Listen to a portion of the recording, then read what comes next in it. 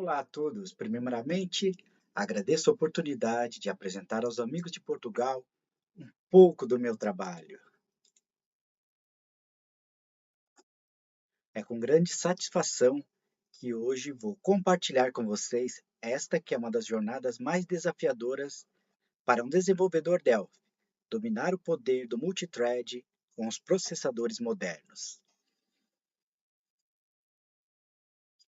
Meu nome é César Romero, sou embarcadeiro MVP no Brasil e autor do livro Delphi Multithreading, que será lançado nos próximos dias. Este ano completo 30 anos trabalhando com desenvolvimento de software.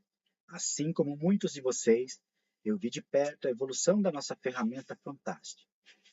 E hoje vamos desvendar a jornada de como ir da complexidade da T-Thread para a maestria da Parallel Program Library, a PPL.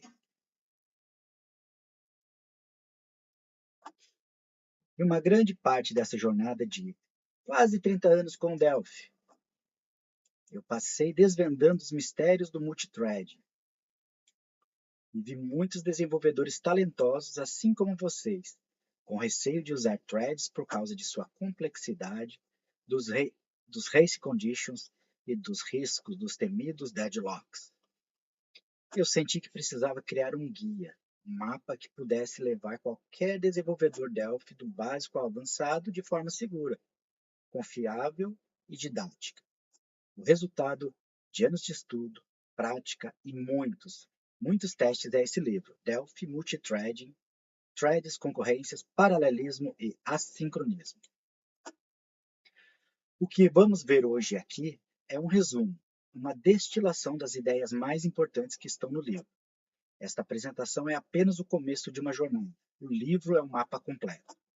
Para quem quiser saber mais, se aprofundar ou até mesmo garantir o seu, basta apontar a câmera para esse QR Code. Ele leva direto para o meu sítio. Que tal as informações de lançamento com mais detalhes? Ou você pode acessar diretamente o meu sítio em www.cesarromeiro.com.br. Mas chega de falar dos mapas e vamos falar da nossa viagem. E toda boa jornada começa com um problema a ser resolvido, não é? Para começar nossa jornada, precisamos entender três conceitos extremamente importantes para a programação multithread. Então eu quero propor a vocês um enigma visual. Olhem bem para esse chefe. Ele está trabalhando, preparando um banquete inteiro sozinho.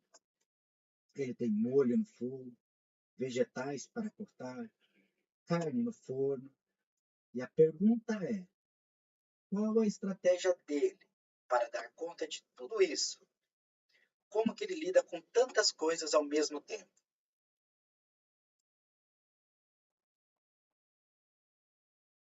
Este é o primeiro conceito, a concorrência. Precisamos entender a concorrência muito bem, porque é com ela que o único chefe de cozinha consegue preparar o banquete.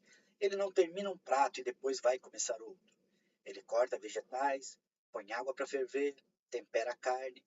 Ele está gerenciando múltiplas tarefas, alternando entre elas. As tarefas progridem juntas, mas ele só faz uma única coisa de cada instante. Em nosso mundo, essa é a nossa aplicação lidando com várias coisas ao mesmo tempo. Ok, o primeiro enigma foi resolvido. Agora o cenário mudou. Nosso chefe não está mais sozinho. Ele contratou uma equipe. E a pergunta agora é: qual a principal vantagem que ele ganhou com isso? O que a equipe dele consegue fazer que ele não conseguia sozinho? É o segundo conceito, paralelismo. Agora imagine que o nosso chefe contrata ajudantes. Sim, agora ele tem uma equipe, né? Enquanto uns cortam vegetais, o outro já está cozinhando a massa e um terceiro está preparando o molho. Várias tarefas sendo executadas realmente ao mesmo tempo. Isso é paralelismo. E para isso você precisa de múltiplos recursos, múltiplos chefes, ou no nosso caso, múltiplos núcleos de CPU.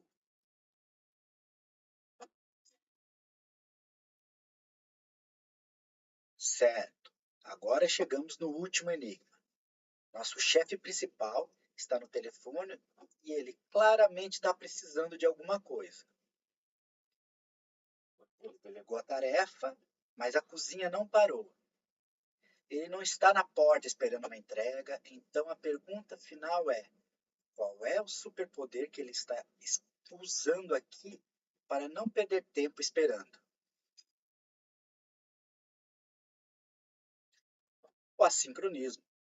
Finalmente, nosso último enigma. Pense no nosso chefe novamente. Ele precisa de um ingrediente que ele não tem. Em vez de ir ele mesmo ao mercado para parar tudo na cozinha, o que seria uma operação síncrona e bloqueante, ele pega o telefone, faz o pedido e diz: me avise quando chegar, e volta a trabalhar. Ele delegou a tarefa e pediu para ser notificado. Ele não ficou esperando. Este é o coração do assincronismo. Iniciar uma tarefa, não bloquear enquanto ela acontece e ser notificado somente quando ela estiver pronta. Isso é o que realmente impede nossas telas de congelarem. Esse é um conceito muito importante. Certo, chega de enigmas, né? Já entendemos que isso é importante. Vamos agora para as nossas ferramentas. Tetred, a ferramenta clássica.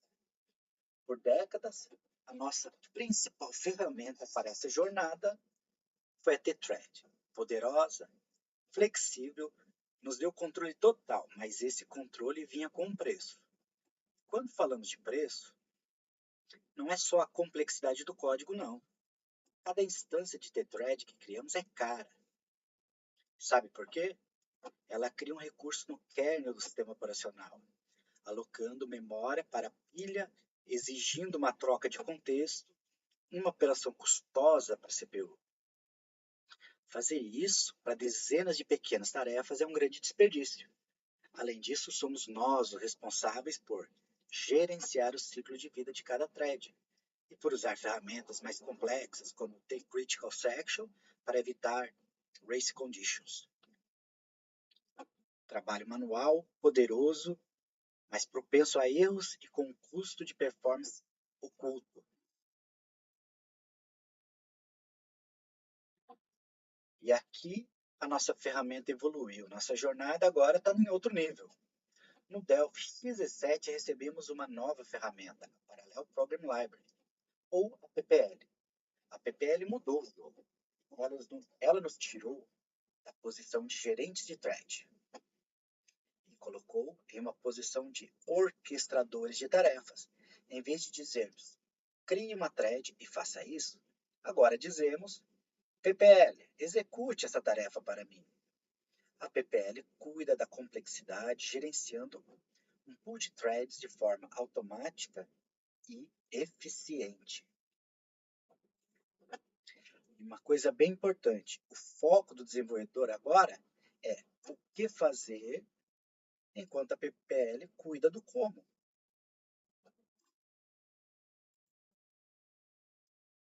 Certo, certo. Chega de teoria, né? Como diz o ditado, Chip, show me the code. Para comparar essas abordagens, eu criei um desafio, uma aplicação que precisa buscar os dados de vários MVPs da embarcadeiro em paralelo. Ela precria um card para cada MVP, vai atualizando o status em tempo real, passando por baixando, serializando, até o sucesso ou falha. Claro, a interface não pode parar, não travar, nem congelar, nem nada disso.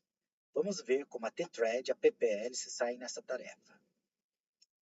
Essa batalha começa com um projeto muito legal, gente. Deixa eu abrir aqui o Delphi e mostrar para vocês como que a gente vai fazer isso.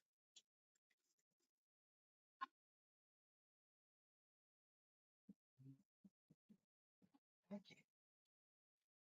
Então, Delphi.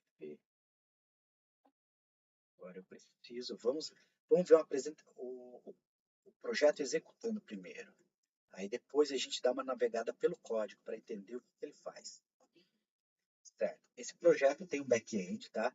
Esse back-end, ele é um servidor REST, que retorna as APIs aqui, que a gente precisa para fazer a consulta dos MVPs. Vou fazer um teste aqui, ó, ela está rodando no meu, então ela é localhost, certo? /user. Pronto. Então, nosso back-end está funcionando e a gente tem 194 MVPs nessa lista. Se a gente olhar aqui, tem o número 36, ó. É o meu código. Vamos por aqui o número 36 para ver se essa rota também está respondendo.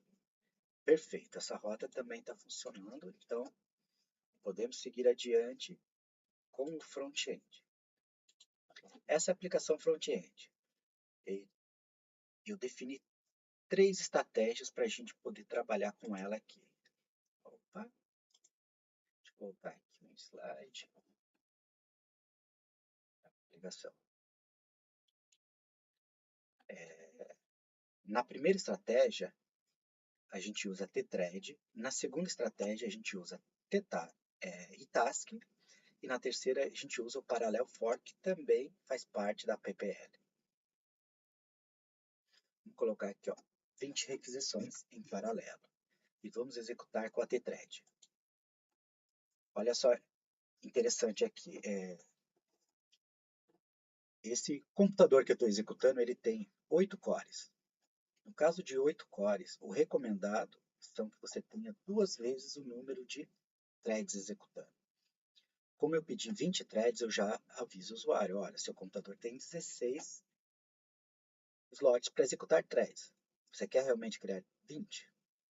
Eu vou executar agora e depois eu explico por que não é legal você aumentar esse número. Pronto. Ó, veja que ele executou em paralelo todas as requisições e foi atualizando os cards. Eu tenho esse botãozinho aqui, simular latência, que ele vai dando uma lentidão aleatória que varia de 250 milésimos segundos até 3 segundos aleatoriamente. Então, se a gente tirar isso aqui, vai ser bem mais rápido. Olha só. Entendeu? Agora ficou bem rapidinho, né? Vou botar o botão aqui porque ele simula mais uma situação real de buscar na internet, né? Vamos aqui para a segunda opção, que é a competência. Ele faz exatamente a mesma coisa, só que em vez de estar criando uma thread, nós estamos criando uma task. E agora, por último, o parallel for.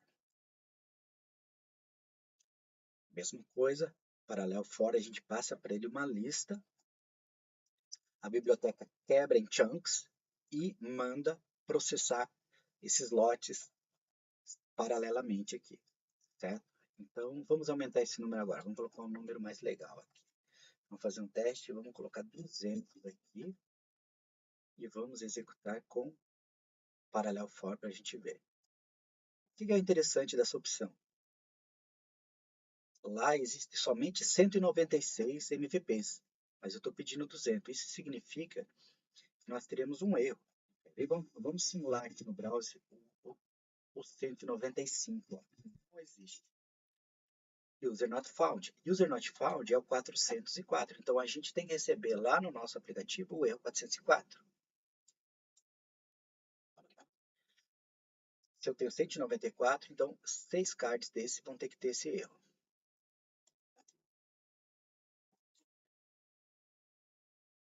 Criando os cards. Está processando aqui os primeiros. Opa, está subindo. Olha só. Chegou nos cards. Olha só, começou os cards que não tem registro no back-end. Os 6 com erros, eles até foram primeiro que os outros aqui, olha só. A gente não tem como prever exatamente a ordem que ele vai executar, né? Mas o que é o mais importante aqui? Eu executei com PPL. A PPL, ela cria um thread pool e ela vai gerenciando todas essas 200 tasks que eu pedi de acordo com as threads disponíveis nessa thread pool. Ela não manda 200 de uma vez. Ela manda provavelmente 16. Conforme as tarefas vão terminando, ela orquestra, vai mandando as próximas que estão ali na prioridade para ser enviada. Enfim, vamos dar uma olhada aqui no código, né? Eu acho que o código é a coisa legal mesmo que a gente vai poder entender como é que foi implementado isso aqui.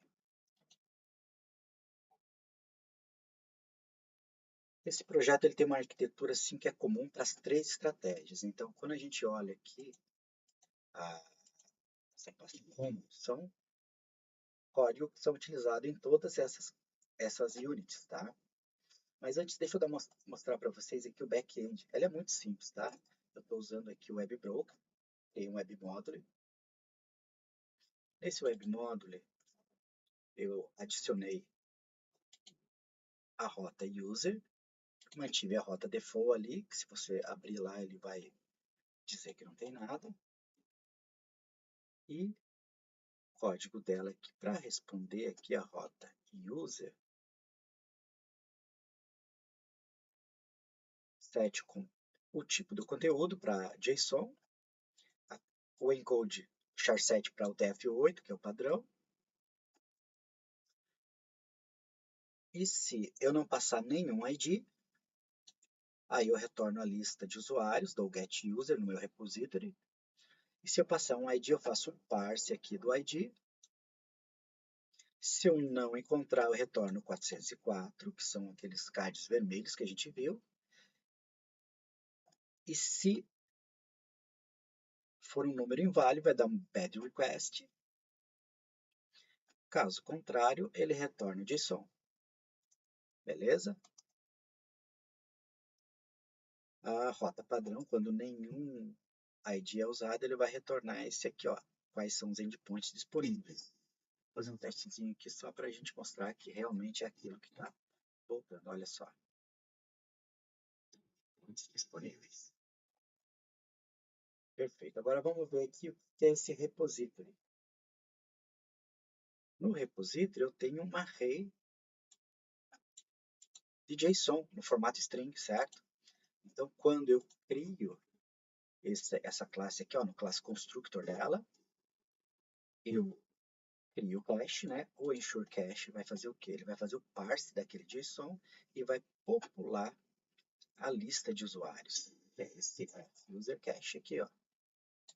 É um dicionário com todos os itens que estão nesse JSON. Então, quando eu pegar pelo ID, eu busco aqui nesse fcache o ID e eu retorno a string dele já no formato JSON, porque isso aqui é só para simular. Então, eu só uso aqui mesmo, ó, try_get. Se o try_get tem, ele já retorna no result.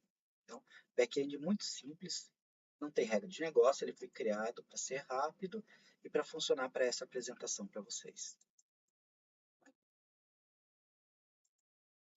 Agora vamos lá para o front-end, onde acontece realmente a mágica. Tá? Vamos olhar o mainform como tudo é disparado.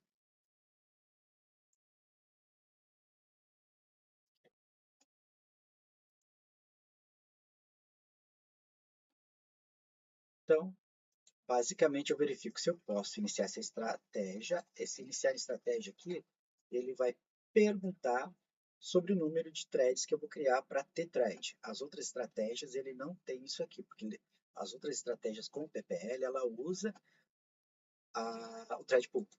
Mas os três chamam start pipeline, passando qual é a classe que ele quer.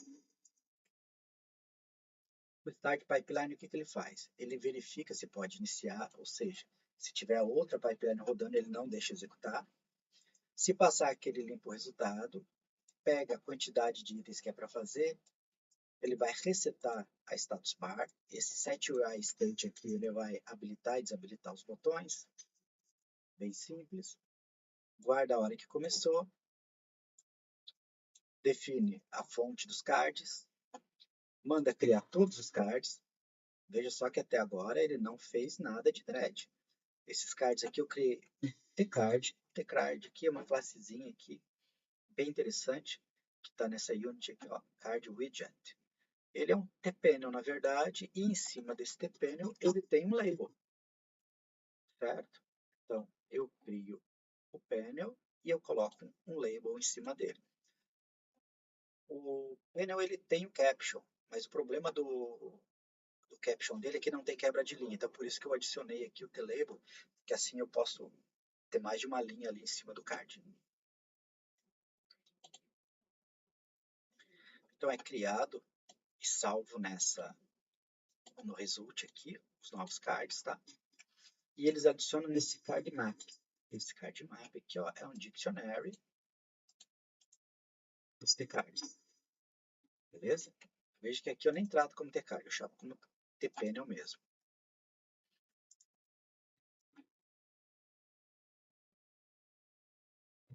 Pipeline complete, não. A gente estava no start pipeline.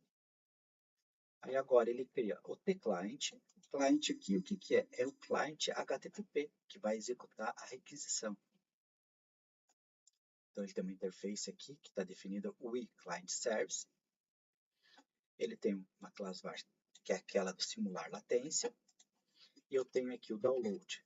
Download eu crio um HTTP client, faço a requisição GET.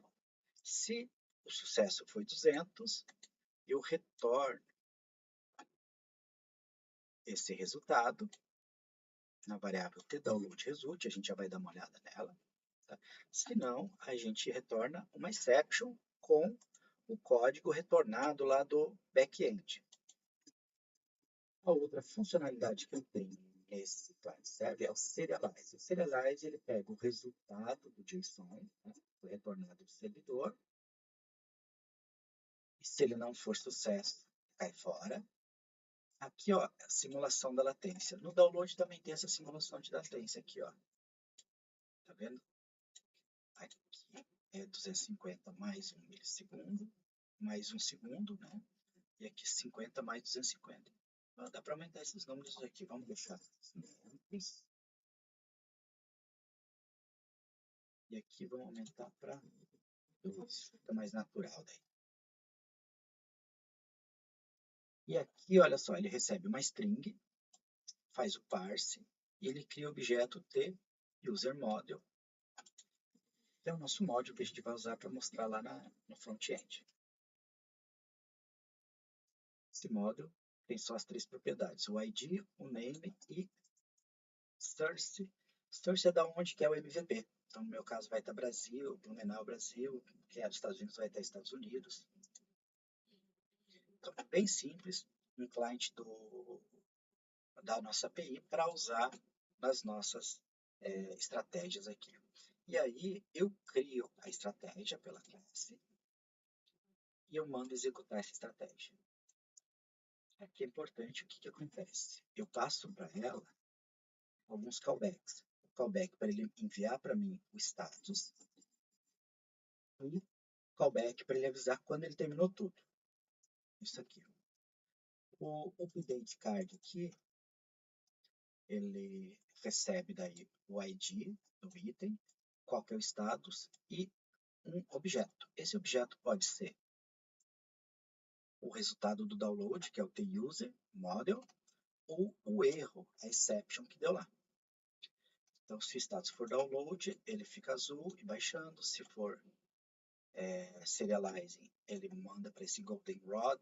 Se for sucesso, green, e daí ele faz o cast para tUserModel e formata aqui a string. Tá? Se for erro, muda para dark red. E daí, se ele conseguir, se recebeu a exception, ele vai extrair a informação da exception. Se estiver cancelando, ele muda para orange. Tá? Se não, ele apenas mostra uma mensagem de erro, que aconteceu alguma outra falha que não tem exception.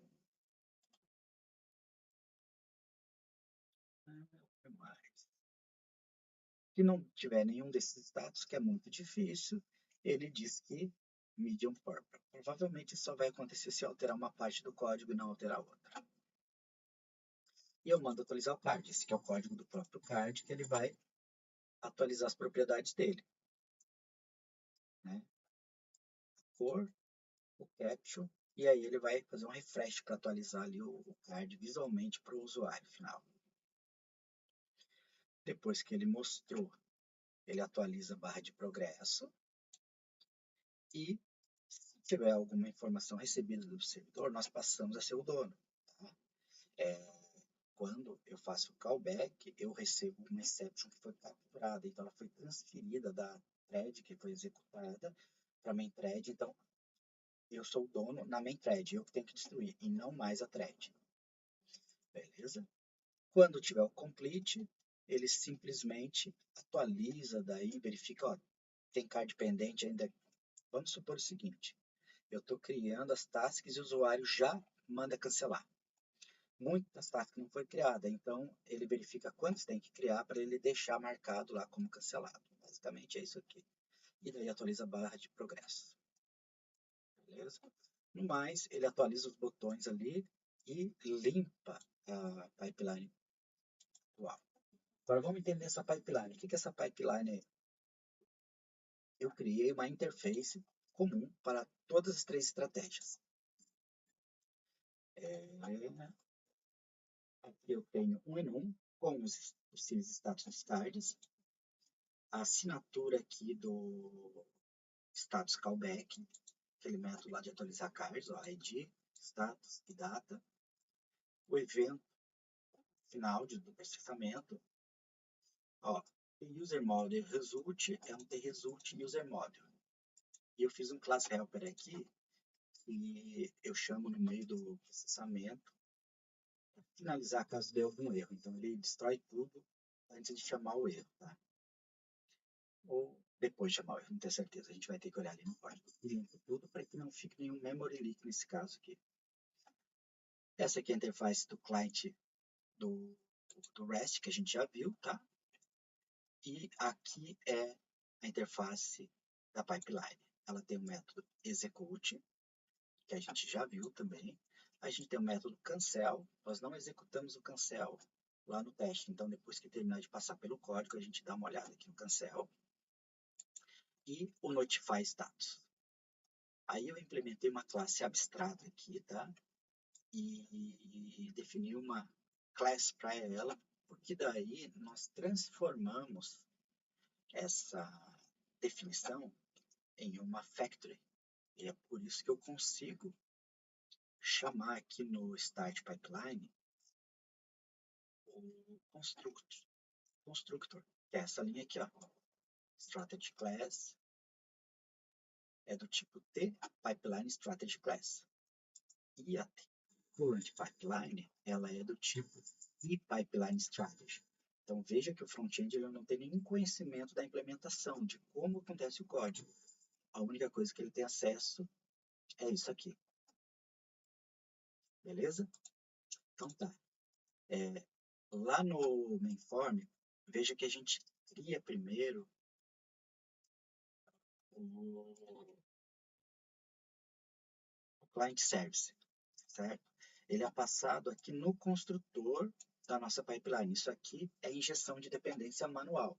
Então, isso aqui é uma boa prática, um padrão de projeto muito bom para vocês usarem, que ajuda na hora de vocês isolarem códigos que vão acessar fora da tua aplicação, como nesse caso dessa manual API, eu posso fazer um mock dessa classe e testar todas as pipelines simulando o que eu estou batendo no back-end. Então, isso é muito bom para testes unitários.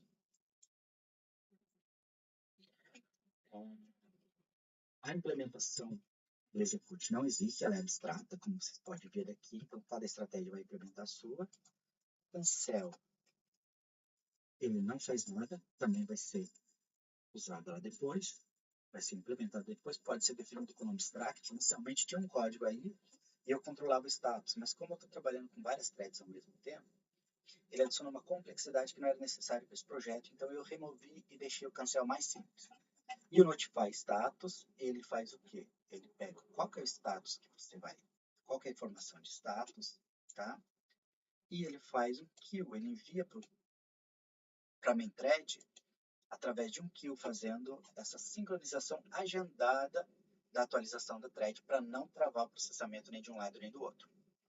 Beleza? Então, essa aqui é a interface. Vamos para agora para implementação específica de cada uma. A primeira delas que a gente viu era a T-Thread Strategy.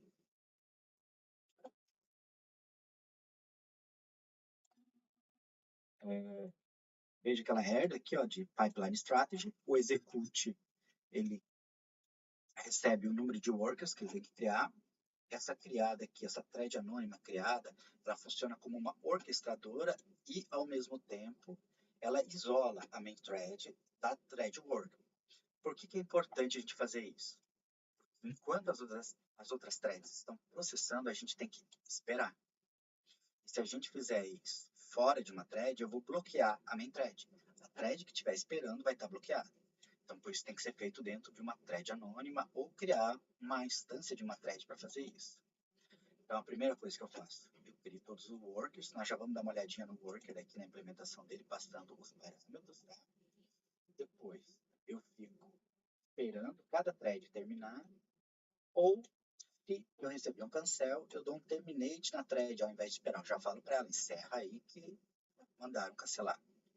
Quando terminou de esperar todas as threads, ele avisa a interface, né, na main thread que terminou tudo. Esse é o completion callback.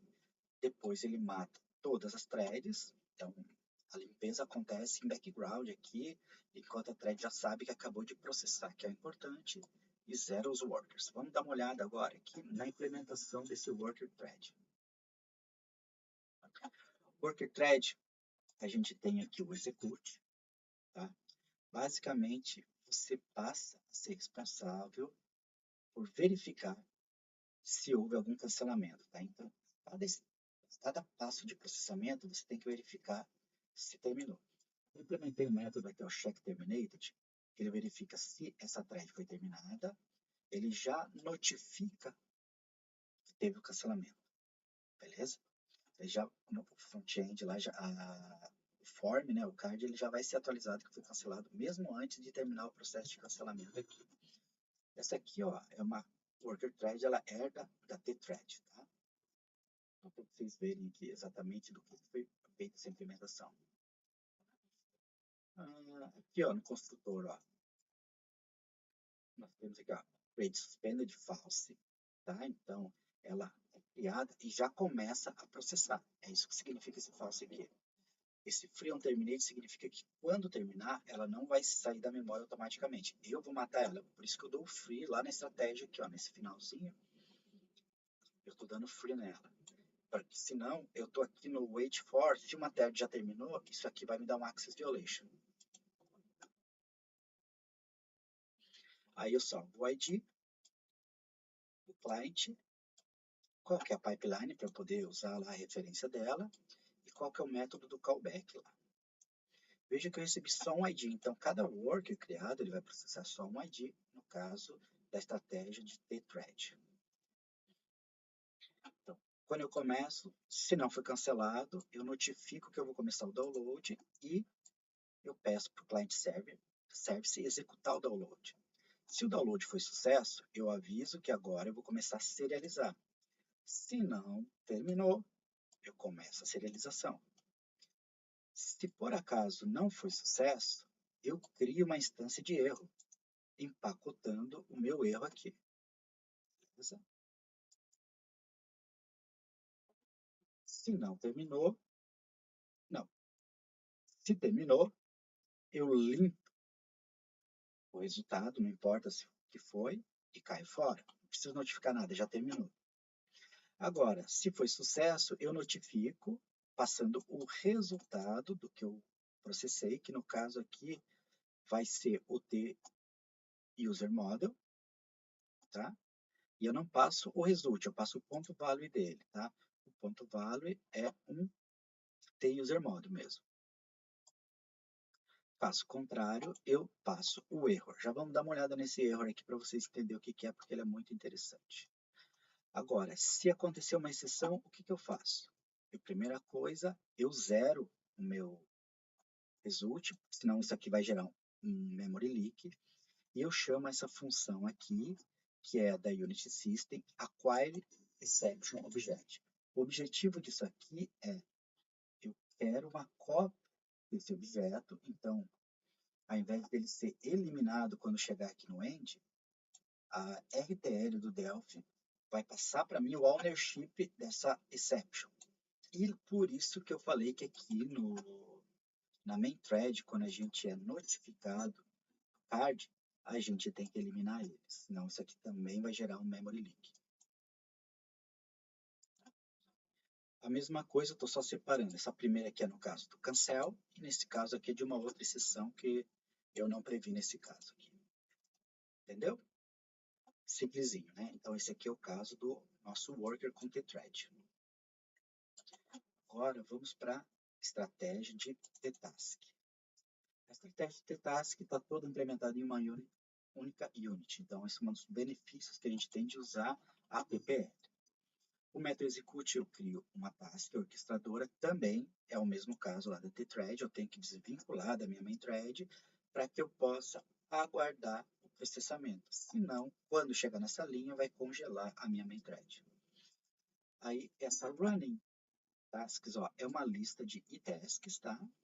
E eu criei um método aqui chamado create worker thread. Por que eu preciso fazer isso aqui? Se eu criar dentro do loop, ele vai passar para o método anônimo da task a referência de i. E a referência de i, quando ele começar a processar, é do último item. Então, todas as tarefas vão processar somente o último item. Então, quando eu pego e passo esse item aqui no create task, ó, que seria esse ID, é esse valor que é capturado e não mais a referência do i do loop. Tá? Então, eu passo para ele o i e o callback de atualizar status. O cara vai fazer? Ele também vai criar uma task, certo? E nessa task aqui, o que ele tem? Ele tem, verifica se foi cancelado, tá? Notifica que vai fazer download, faz o download, verifica se foi cancelado, se sucesso, notifica que vai serializar, se não, retorna o erro do download, se cancelado, finaliza, se sucesso, notifica o sucesso, e se deu erro, o erro, e a mesma coisa aqui no final. Operation Cancelled e Operation e qualquer outra exceção, ele vai notificar a exceção tomando o ownership da exception novamente. Vocês viram que o trabalho que faz na thread worker e aqui na pipeline e na pipeline de task é muito parecido? Eles são muito parecidos. A diferença, principalmente, que tem aqui é só a forma com que é implementada, uma usando threads e outra usando a PPL. Para não ficar repetindo muito código aqui, esse check canceled aqui, eu implementei uma function local, tá? Que ela verifica o status do token. Esse token aqui é bem interessante vocês verem, que é o que? Quando eu entro aqui no worker thread, esse create worker task, eu vou criar uma nova thread, tá? Desculpa, uma nova task. Então eu tenho que pegar qualquer task corrente, que é a mãe dela. Essa aqui de cima, ó. Dessa forma, essa task que vai ser criada vai ter uma referência dela e vai fazer com que aquela task, quando terminada, ela espere essa aqui, porque senão ela vai sair de memória e quando eu precisar saber o status daquela task mãe, ela não vai existir mais e vai me dar um access violation aqui dentro também. Tá? E aí esse token é passado novamente nessa variável e eu verifico. O nome é token, mas é uma e-task, que é a task orquestradora. Então, se a mãe foi cancelada, então essa aqui também tem que ser cancelada. Eu passo no result que foi cancelado e eu já aviso também a interface que houve o cancelamento. Vamos para a última estratégia agora, que é a Parallel For Strategy. A Parallel For ela é um exemplo perfeito para essa funcionalidade que a gente fez aqui. Tá? Então, a implementação dela é muito parecida também com as outras. Mesma coisa, execute, check, cancel e cancela.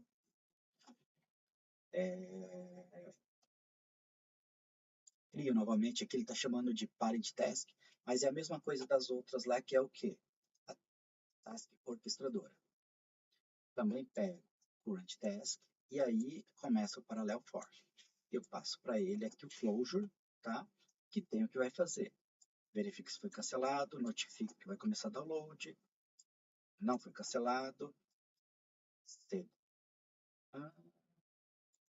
Notifica que está fazendo download, e daí faz o download. Tem duas notificações, não precisava essa segunda aqui, ela é desnecessária, tá? Vamos tirar ela fora aqui, isso ali estava demais. E notifica, vai serializar. Se não foi cancelado, serializa.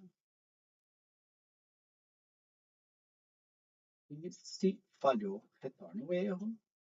Se cancelou, cai fora. Se sucesso, notifica o sucesso. Se erro, notifica o erro. Mesma coisa aqui, ó.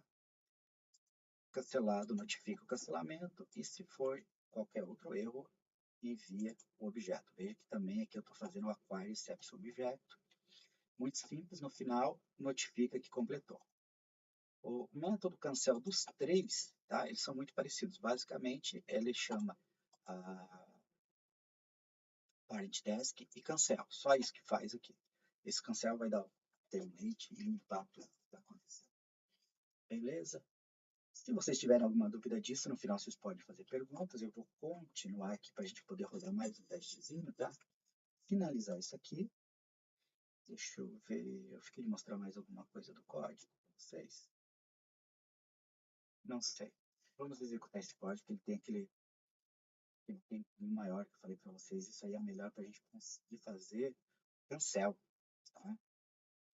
Bom, eu gosto de executar o parallel form. Eu acho ele mais leve, assim. Ele usa menos thread. Eu vou mandar executar. 50. Tá? Executa. Atualizando, vou cancelar. Olha só. Esse cancelar a gente não tinha testado antes, né? Eu queria mostrar para vocês. Então, basicamente, com todos eles vai funcionar. Agora eu estou executando com o task ali, ó. Fazemos downloads e cancelar novamente. Pronto. Então, funcionou bacaninha todas as funcionalidades, né? Vamos voltar lá para a nossa apresentação, vamos entender agora um pouquinho mais essa diferença que tem aqui entre usar thread ou usar task. Tá?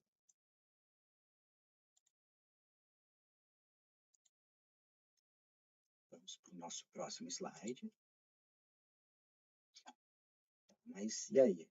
As três estratégias faziam a mesma coisa, então o que falta na T-Thread que tem na PPL?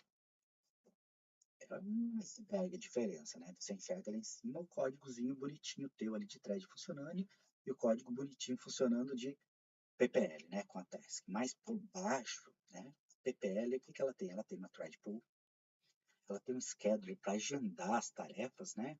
Então, a nossa tarefa, a nossa estratégia com a thread, ela chega no mesmo nível de eficiência da PPL. Mas para funcionar certinho, assim, usando os mesmos recursos de hardware e não causar nenhum tipo de gargalo na tua máquina, né? A gente tinha que implementar e construir tudo que tem na PPL. E a PPL dá isso de graça, né? Então, por que fazer tudo isso? Teríamos que implementar o nosso próprio thread pool para reutilizar todas as threads, ao invés de ficar criando e destruindo, criando e destruindo. Teríamos que criar um scheduler para distribuir as tarefas. Teríamos que gerenciar as filas, fazendo um balanceamento de carga entre os núcleos, definir qual tarefa tem que executar primeiro. Isso é uma tarefa gigantesca e muito complexa. Assim. Então, a PPL é esse iceberg inteiro prontinho para você usar. Qual que eu devo usar? Né? Qual que é a conclusão disso aí? A PPL, ela ainda é útil? Com certeza. Para tarefas de longa duração que precisam de um controle de estado muito específico ou de prioridade, ela continua sendo uma ferramenta válida. Mas para a grande maioria das nossas necessidades de hoje em dia, sabe, processamento em lote, fazer várias chamadas para APIs, executar alguns cálculos em paralelo, PPL, sem dúvida, simplesmente superior. Ela é mais segura, mais legível e, o mais importante, nos permite aproveitar todo o poder do hardware moderno com muito menos esforço. Nós vimos a jornada da T-Thread, uma ferramenta que nos deu poder com complexidade, até essa maestria aí da PPL que nos deu poder com simplicidade. A PPL, sem dúvida, ela é a ferramenta certa para a maioria dos nossos desafios hoje.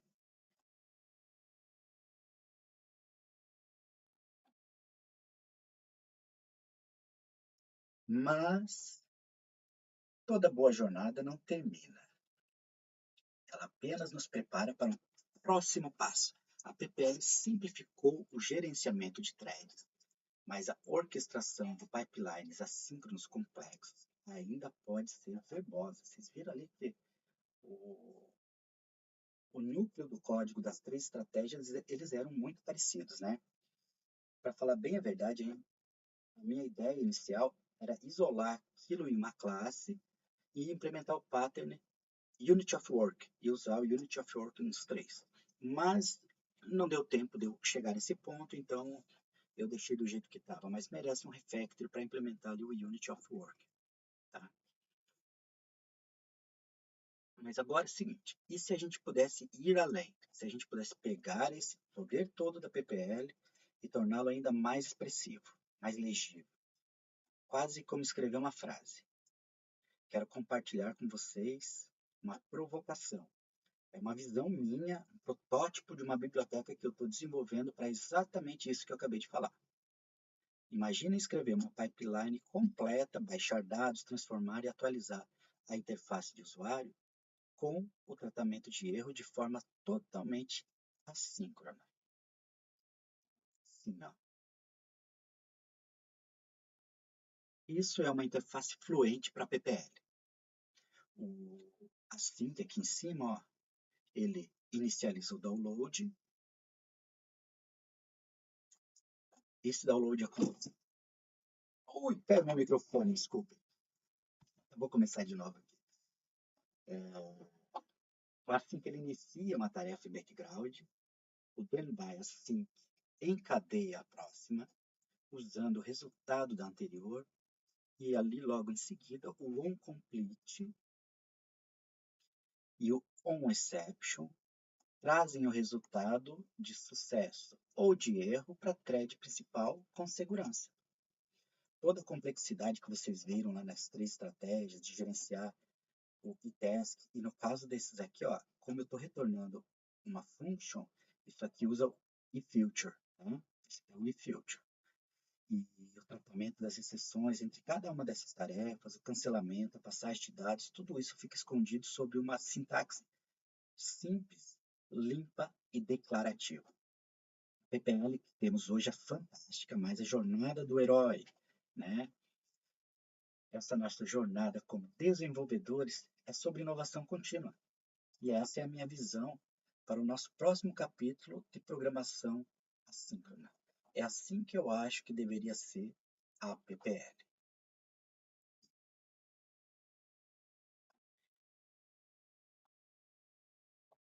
A jornada do desenvolvedor é sobre evoluir e adotar melhores ferramentas para cada desafio.